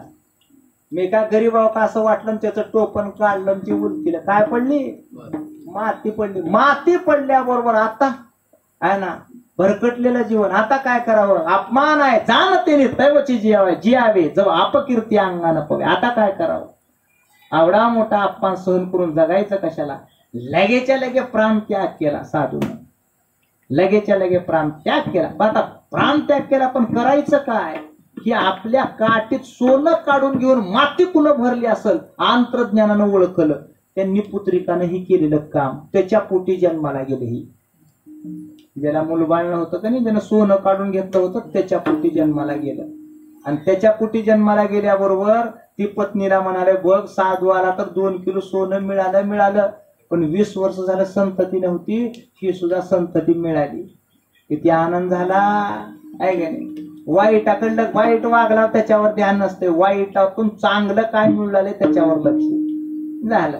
काय चांगलं झालं अरे बाप रे आहे ना पैसे मिळाले सोनंही मिळालं आणि मुलगाही झाला. म्हणला काय नवसं करून मिळत नव्हतं पण ती साधू आलता ज्याचं सोनं घेतलं होतं का ती साधू आलता. जन्माला आलं की 6 महिन्यापासूनच त्याला दुखणं सुरू झालं. दवाखाना सुरू झाला. इतका दवाखाना सुरू झाला की जेवढं घेतलं होतं का सोनं तेवढं पार करून टाकलं तरी दवाखाना थांबला. आता लेकरावर किती मया राहते मोह. ती बी पुन्हा 9 याचं पुन्हा 20 वर्षाचा झालेलं किती अरे बापरे काय सांगावं. त्याचा दवाखाना बंद होईना. सगळी जमीन होती तेवढी जमीन बी विकलं.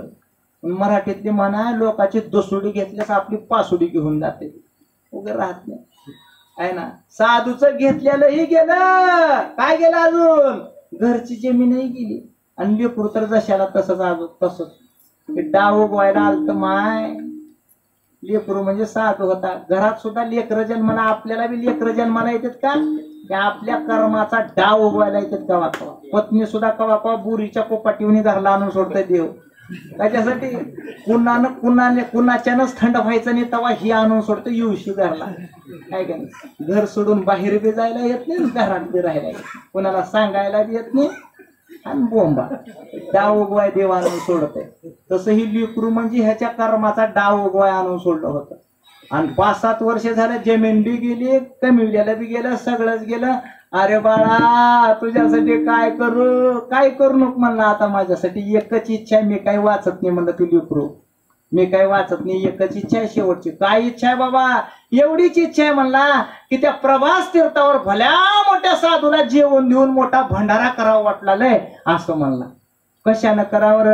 ते साधूचं धन घेतलं होतं ते बी गेलं, शेत बी गेलं, 2-4 फ्लॅटमध्ये ती बी गेली. आता कशानं करावं? काय नाही म्हणला, माझ्यासाठी करावं वाटतं असलं तर हे राहतं घर आहे का तेवढं इका म्हणला. हे झालं ही बी सोडा म्हणा. थोडे उन्यावर आहेत का बाबा? उन्यावर, पाऊस उन्हावर.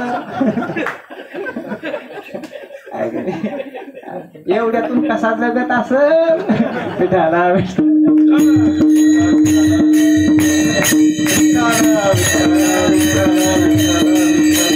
म्हणला. ही तिथं एक बार लिहा आणि माझा एक बार भंडारा करा म्हणला. काय सांगावं आता? तुझ्याहून अधिक आला का बाळा म्हणला. आणि ते सगळं घर फेर सगळं विकलं आणि तिथं नेऊन भंडारा केलं आणि लेकरानं जीव सोडून दिले.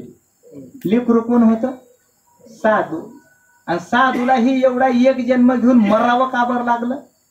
तर काठीत सोनं गोळा करीत निघालता. ह्याला कशाला मरावं बसावं? सोनं कशाला गोळा करायचे? ऐका कुठं निघाला? हे पंढरपूरला मठ बांधाला. अरे तुला मठ बांध नको, तू मेल्यास लोक मठ बांधतेत, मंदिर बांधते, तू फक्त गप्प बस. हे जीवन आहे. साधूला काही करण्याची गरज नाही. आणि म्हणून मी आता सांगितलेल्या वया लक्षात ठेवा. परमार्थ करा, केला ही कुणाला खोळू देऊ नका. ह्या कानाचा त्या कानाला कळणे.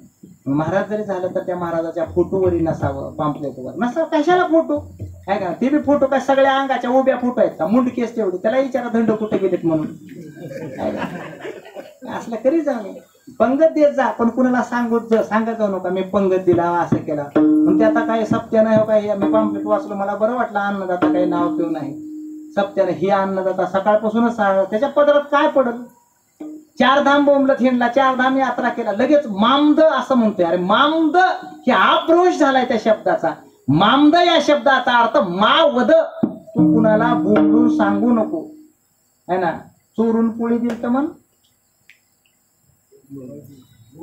म्हणा की मग का माझ्याकडे आहे सगळं. अरे पुण्यात तर योगानं कसा तर चोरून लपून कसा तर परमार्थ मिळाला. तीर्थात काय चलत फिरत गेलता का काही 4 धाम करायला पायानं? आहे का नाही? पैसे खर्चून बसून लोळत ओळत गेलाय. ती का तीर्थयात्रा असते का? हा, ती जत्रा राहते. आणि त्या जत्रेला गेला आणि ती पुण्य करायला पुन्हा समाजात असं सांगायलाय मी 4 धाम केला मामद करायच्या. मामद त्याचा अर्थ असा आहे मावद. तू कुणाला बोलणूक सांगणूक तर पदरात पडते. मोठा कार्यक्रम करायचा, लग्नाचा कर, ढवाळ जेवणाचा कर, वरातीचा कर, तिकडला कर, पण हे पुण्य झाकून ठेवलं पाहिजे. ज्ञानोबराय सांगतात. आणि म्हणून आता आपल्या वया होऊन गेल्या त्या, म्हणून तुम्ही साधूचे लक्षणं झाला कीर्तन. पण परमार्थ करत असताना परमार्थ कसा करावा त्याला एकच पर्याय, यद्यदाचरते श्रेष्ठ, किंवा पुढे गेले त्याचे शोधित मार्ग. चला जाऊ माग येता मी. हे संत महात्मे पुढे गेलेत, त्यांचा मागोवा घ्या. संत कसे वागले, कसे राहिले, कसे आचरण केले, परमार्थ कसा केला, कसा टिकावला, कसा झाकला, हे संत महात्म्याकडे विचार करा आणि ते लक्षात ठेवा. त्याच्यासाठी संतांची चिन्ह ओळखायची असेल तर ज्ञानेश्वरीच्या 13व्या अध्यायामध्ये 7व्या श्लोकापासून 11व्या श्लोकापर्यंत महात्म्याची 18 लक्षणं सांगितलेली आहेत. त्याला 18 लक्षणाचं चिंतन करा. किंवा दैवी संपत्तीचे 26 गुण 16व्या अध्यायामध्ये सांगितले, त्याचं चिंतन करा. बरेच काही चिंतन सांगितले, असं चिंतन करा. जगामध्ये झुंजार, योद्धे, रणप्रवीण, कष्टाने सायासाने संत झालेले आहेत. आणि म्हणून त्या संतांचं चरित्र वाचा, ज्ञानोबारायचं चरित्र वाचा, जगद्गुरु तुकोबारायचं चरित्र वाचा, नामदेव महाराजांचं चरित्र वाचा.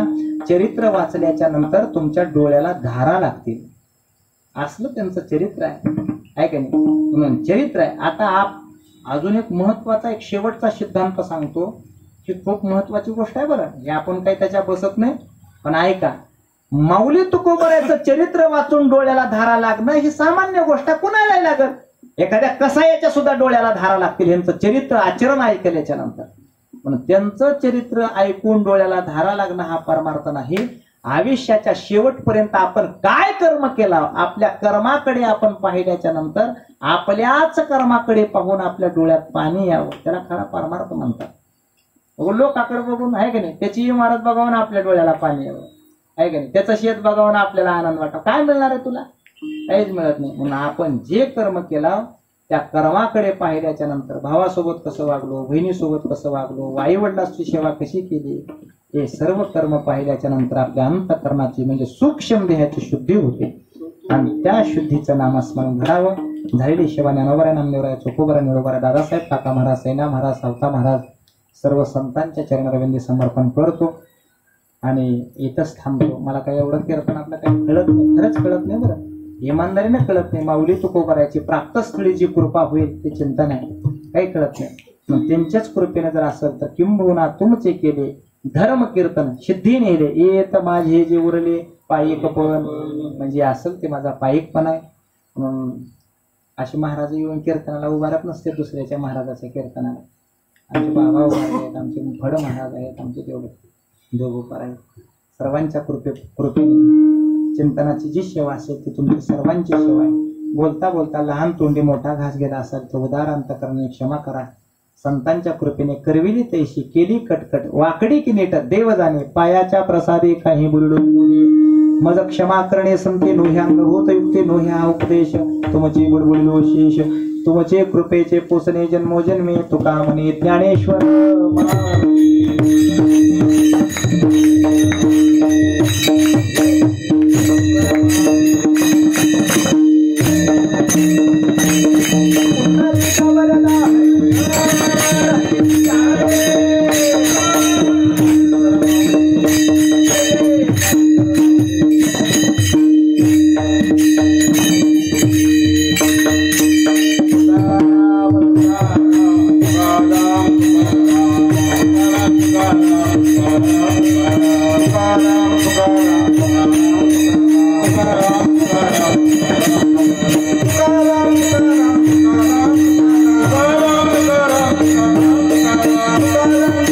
Ram